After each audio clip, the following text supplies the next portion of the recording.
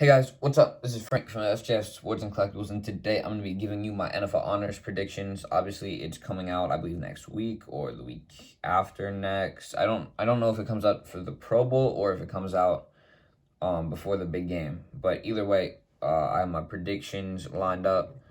I'm going to give you a few stats probably to go along with each of them, but that's about it. So to start off, obviously MVP. Also, I'm not doing all of them. I'm only doing like the main ones because there's kind of a lot of them, and I don't think anyone really knows what the criteria for each of them is. So I'm just kind of gonna go by what I know, which is like all the bigger awards. So to start off, obviously MVP. I think Aaron Rodgers will probably take the MVP trophy. He won it last year. I think he will win it again. He had a great season. I believe like 37 TDs, something like 4 interceptions. So just a really crazy touchdown to interception ratio.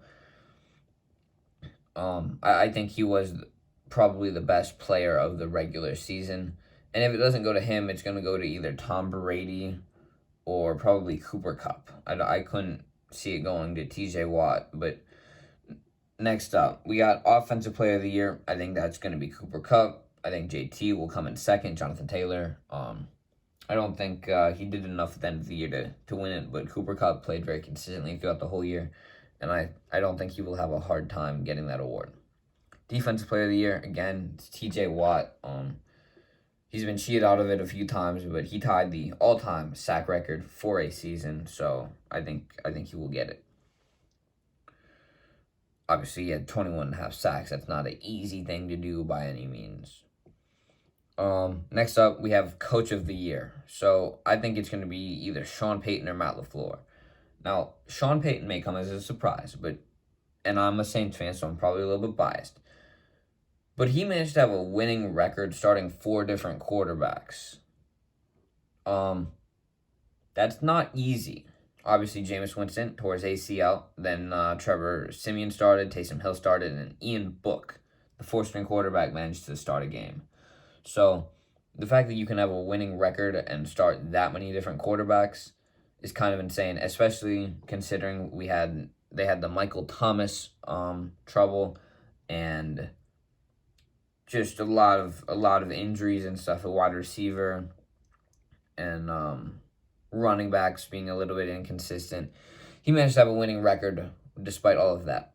Now, I think Matt LaFleur will probably take it over him because he obviously had one of the best records in the league, and normally that's kind of who it goes to. He did coach a very, very good season, and I wouldn't be surprised if either of them won it, but I'm going to give it to LaFleur as my official prediction. Now, comeback player of the year. Everyone is between Joe Burrow or Dak Prescott. Now, here's why it's not going to be Dak Prescott. First off, he made the playoffs, but he didn't do a whole lot. Obviously, they have an outstanding run game with Zeke and Pollard. And Dak he had a really, really great year. And had Joe Burrow not torn his ACL and come back and made the playoffs and had, I would say, a very close to MVP season. If he turned the ball over less, I think he could have won MVP this year, given all his stats. I think Joe Burrow will win it, but Dak kind of got unlucky because he very easily could have won it had Joe Burrow not done just outstanding.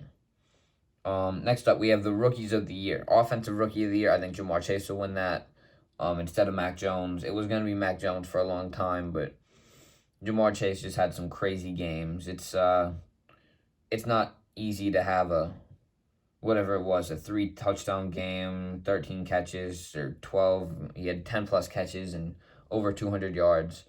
So I think Ja'Marr Chase will win it.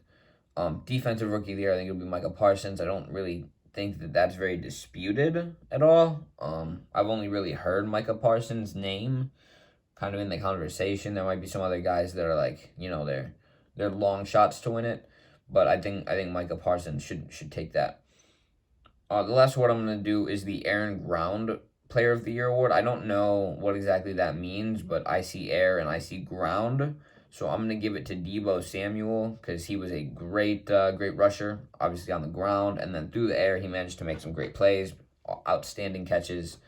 And I think he even threw the ball a few times. So I think all around, he, if the award is pretty much word for word what it says it is, I think Debo will win that.